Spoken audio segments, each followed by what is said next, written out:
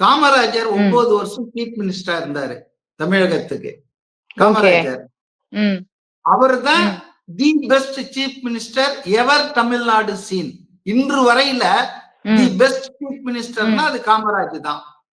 எளிமையிலையும் ஆமா. சரி, கரப்ஷன் இல்லாத, சொந்த தாயே ம். அவரு 2 நாளுக்கு மேல வச்சுக்க மாட்டாரு அவருடைய வீட்டுல. கிளம்பு இது கவர்மெண்ட் பணம்னுவாரு. ஆக ம். அப்படிப்பட்ட நேர்மையாளர், ம். சாதனையாளர், எளிமையானவர். அவர ம். யார் ம். தோக்கடிச்சாங்க தெரியுங்களா? விருதுநகர்ல 1967 ஜெனரல் எலெக்ஷன்ல பேர் தெரியாத ஒரு சிறுவன், மாணவன், பேர் சீனிவாசன். ம்.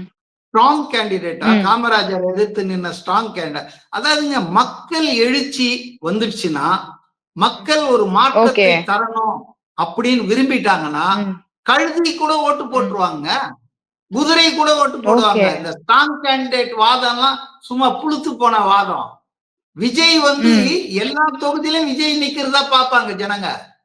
இங்க நிக்கிறது யார்? ம். விஜய் முதலமைச்சர் ஆவணையா, விஜய்க்கு ஓட்டு போடணையா, ம். இங்க யாருப்பா அவா, இந்த சின்னத்துல போடு.